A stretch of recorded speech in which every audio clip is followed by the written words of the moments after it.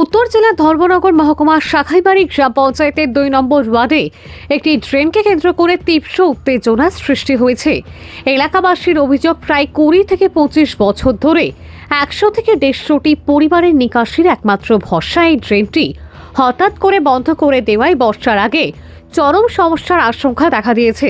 স্থানীয় সূত্রে জানা যায়, ওই ড্রেনটি এলাকার বাসিন্দা জাকির হোসেন নিজের জমির প্রায় ২০০ থেকে ৩০০ মিটার অংশ দিয়ে ব্যক্তিগত অর্থে নির্মাণ করেছিলেন। পরবর্তী সময়ে গ্রাম পঞ্চায়েত দীর্ঘদিন ধরে ড্রেনটির রক্ষণাবেক্ষণের দায়িত্ব পালন করে আসছিল। অভিযোগ, প্রায় ২০-২৫ দিন আগে একই ওয়ার্ডের বাসিন্দা মোখলেছ মিয়া ড্রেনটির শেষ প্রান্ত বন্ধ করে দেন।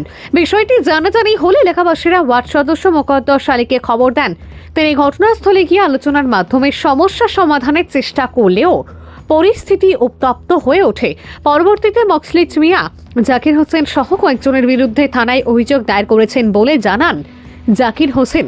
এলাকাবাসীর আশঙ্কা, বর্ষাকালে ড্রেনটি সচল না হলে বাড়িঘরে জল জমে মারাত্মক ভোগান্তি তৈরি হবে।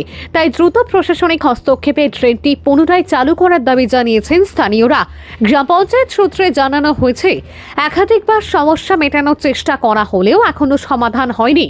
ভানুচন্দ্রের রিপোর্ট, আসাম প্রাইম নেটওয়ার্ক। এখানেও গন্ডগোল হয়েছে বলতে, ওই যে ড্রেনটা লইয়া একটা ড্রেন আছে এইদিকে ১০০-১৫০ বছর পুরানা ড্রেন, তো ড্রেন দিয়ে জল যায় ওই ফাড়ার ওদিকে প্রায় ১০০-র উপরে ফ্যামিলি আছে, ১৫০ কাছাকাছি সমস্ত এলাকার জল ও ড্রেন দিয়ে যায়।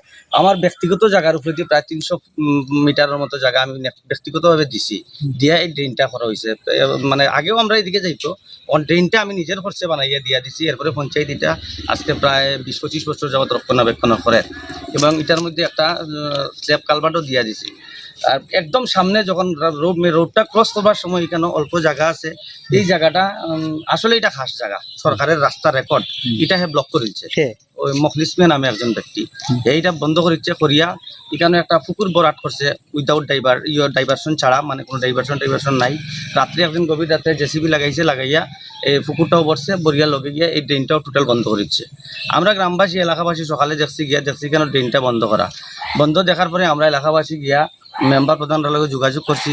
আমরা ওয়ার্ডের মেম্বার মোকদ্দর আলী সাহেব আইসুনি কেন আইয়া তাই একটা আলোচনার মাধ্যমে তারে ডাকিয়া নিয়ে সবার লোক একটা মিউচুয়ালি বিষয়টা শেষ করার চেষ্টা করছি, যে ড্রেনটা খুলিয়া দেওয়ার লাগে। এখানেও তাইনের লগে অনেক বিতর্ক করিয়া তাইনে বিশ্রী ভাষায় গালাগালি করিয়া বাস টাস লইয়া উদাইয়া আইসে মাত্র। তাইনে একটু ভদ্রলোক দিকে তাইনে আর জড়িত হয়েছে না, তাই গেছে ডাইরেক্ট পঞ্চায়েত।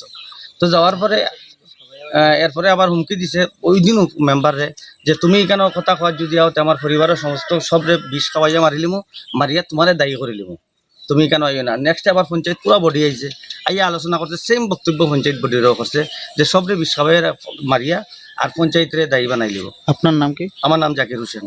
ওইটা নিয়ে বিতর্ক জড়াইয়া খালকে গিয়া অনর্থ আমরার উপরে একটা মিথ্যা একটা মামলা দিলাইছে, এবং গালাগালি করে যে মহদ্দস মেম্বারে যে তোমার শক্তি কত দিন আছে, তোমার দলের ক্ষমতা কত দিন আছে, আমি দেখিয়া চালমু আমার দল আইলে এই সেইটা, এটা নানান ভাষার আছে।